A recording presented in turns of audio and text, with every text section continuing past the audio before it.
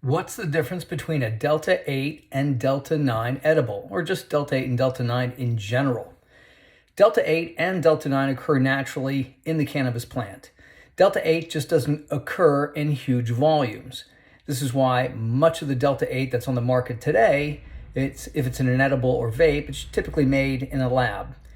With regards to Delta-8 versus Delta-9, if you smoke it or if you vape it or if you eat it, the Delta-8 again still affects the CB1 receptor in the brain, which offers euphoria, but it just doesn't offer it for a very long time, and it's not a very deep high the way Delta-9 is.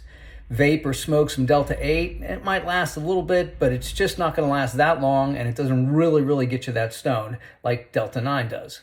When it comes to edibles, though, you have to be aware of this. If you're eating 35 or 40 milligrams of Delta-8, you cannot or you do not need that amount of Delta-9 in the edible. If I was going to make an estimate, if somebody's eating 30 to 40 milligrams of Delta-8, they're probably not going to need much more than 10 milligrams of Delta-9, and it's going to be much cheaper. You don't have to buy as many gummies, and they don't have to be as potent.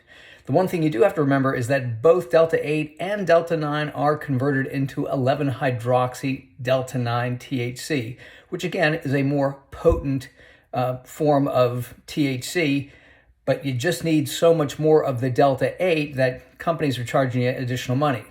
Buy Delta-9 if it's at a reasonable price and if it's at a reasonable milligram, and you'll be much happier.